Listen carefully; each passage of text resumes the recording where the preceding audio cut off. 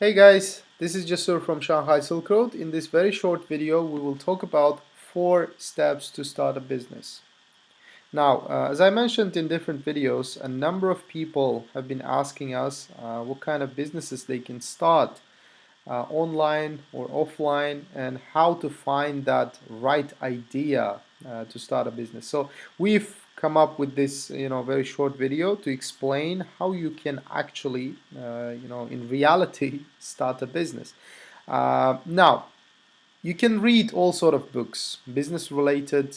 You can talk to many successful people in business, and if you sum up their ideas, if you sum up their suggestions or advices, you can you will actually come to these 4 core messages. Okay, so number one message, number one advice, or we put it as step you have to do, is find a problem. Okay, without solving some kind of problem, business is not a business. All right, or you cannot really sustain that business if there's no valid problem that needs to be solved. Okay, you can take any kind of company, or you can take any kind of product that is successful and that is sustainable and that is in use, that people want to pay for it.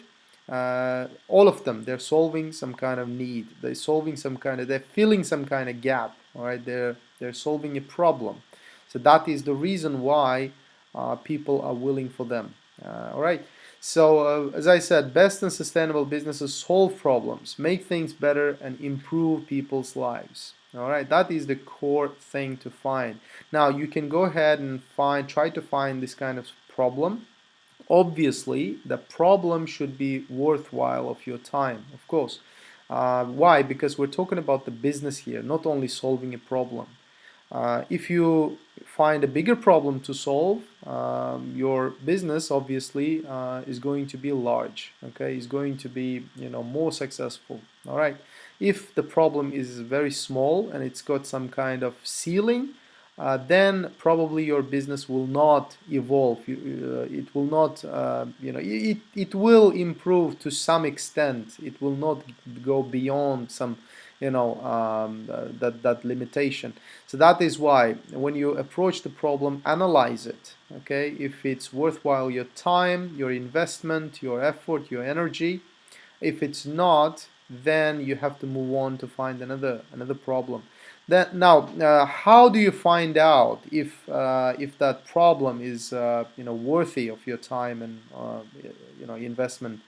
It's just, if you don't have enough experience, talk to people. Talk to people. Yeah, one of the main mistakes early fresh entrepreneurs make is that they are too afraid that somebody would steal their ideas. Well, in reality, let me demystify that myth. Basically, in reality, nobody is going to steal your idea, honestly speaking, and especially investors or venture capitalists. So don't be worried, don't be concerned too much. It's just a naive mistake that keeping your idea to yourself and then waiting for the right moment to start. But by the time you start your business, your idea might not be valid anymore. It might have expired already. So that is why, once you have an idea, have some kind of concept, a solution to a situation that society is willing to pay for, then talk to people. Okay, find people who are more experienced than you, who have gone through the building a business, and they will probably, most likely, of course, they will answer or give some advice to you. This is only in the case where you cannot identify if a problem worthwhile of your time and efforts. So all right, so this is step number one. And number two is find a solution. Obviously, once you identify the problem, obviously what you have to do is find the best solution possible. Okay, because one problem can have multiple solutions and several solutions. and those solutions are not going to be equal in price, equal in energy or effort you put into. So that is why you have to find the best solution there, all right, as much as possible, the cheapest solution possible, the easiest and simplest solution possible. And that makes your business more attractive. It will drive more clients to you, more people come to you, okay, to take, because obviously you will have competitors. If you don't have competitors, probably you are in the wrong area, all right, probably it's most likely like that. So if of course you have competitors, they will have their own solutions, and that's why everybody has their own method to solving and approaching that problem. That's why your solution should stand out. Your solution should be as simple as possible, as cheap as possible, but quality-wise, it should be really high in quality. So figuring out and building a solution to a problem in society is the first step towards starting a business, basically, to put it very simple, in very simple terms. And uh, next step will be figuring out how to monetize your solution. Now, use your logic, of course. Having a brilliant solution doesn't automatically bring you money. You have to find out, you have to figure out, how to monetize that solution. So that the key is to find the best way to monetize it. All right, that's the key actually to your business. Will people pay for it? How and how much are you going to charge? Okay, it really depends on a number of factors. Basically, you have to consider the quality of your target market, your the area, the location of the business, basically. So you have to analyze. You have to do market research, and what are your competitors are charging? What are their advantages? And what is the feedback of the clients, of your competitors' clients, and analyzing all that. You have to spend some time. You have to be quick as possible, as quick as possible as you can, of course, and try to figure out, try to find answers to this question as quickly as possible, so that your idea, your solution is not expired, okay? Because your competitors, they might figure out, and they might start offering that solutions that or the features you have in your solution and in your service or product. That's why you have to be as fast as possible, figure out, try to reflect on the feedbacks, on the existing client feedback, clients of your competitors, of course, and what people want. Basically, you have to analyze that their needs and requirements and desire, and based on that you have to customize your solution and set your price, basically. This is how it works.